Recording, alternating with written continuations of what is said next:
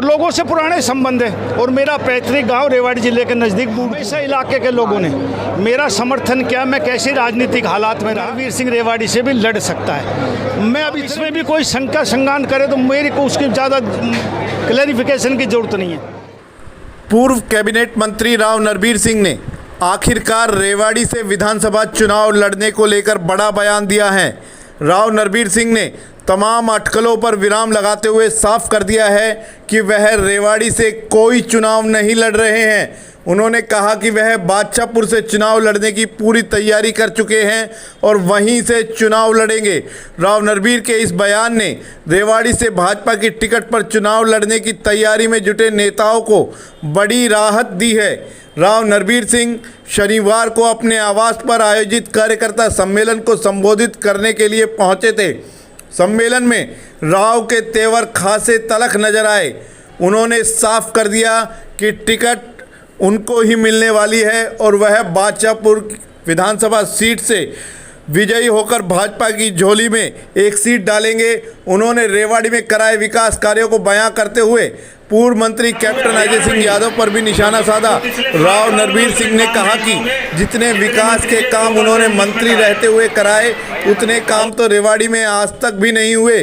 खैर, जिस कार्यकर्ता सम्मेलन को लेकर तमाम कयास लगाए जा रहे थे उसके आयोजन के पीछे के उद्देश्य को भी राव ने साफ कर दिया है।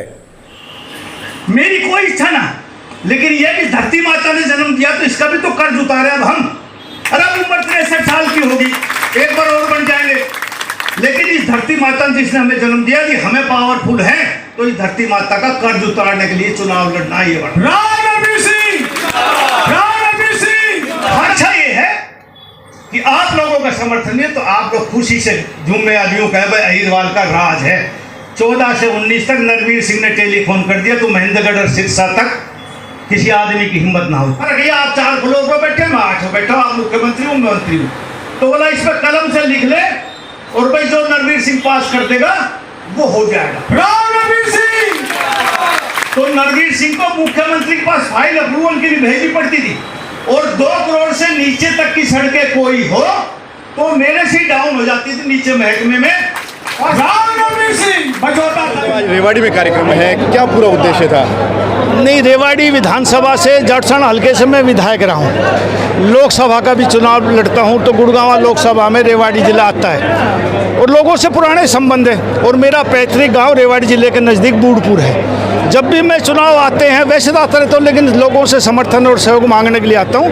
और हमेशा इलाके के लोगों ने मेरा समर्थन किया। मैं कैसे राजनीतिक हालात में रहा और जहाँ से भी चुनाव लड़ता हूँ यहाँ उसके लिए मदद मांग के जाता हूँ। लोग हजारों की तादाद में नरवीर सिंह के लिए उस विधानसभा में या लोकसभा का चुनाव लड़ूँ तो उसमें वोट मांगने के लिए अपना सहयोग, अपना समर्थन दोस्तों से, यारी से, रिश्तेदारी सबसे मांगने जाते हैं। साहब, एक अफवाह चल रही है कि रेवाड़ी से भी राव नरवीर सिंह का नाम चल रहा है, बड़े अफवाह चलनी चाहिए कि नरवीर सिंह रेवाड़ी से भी लड़ सकता है। मैं अब इतने बीच में आप यहीं थे, मैं ये कह के आया हूँ कि नरवीर सिंह बादशाहपुर से चुनाव लड़ रहा है।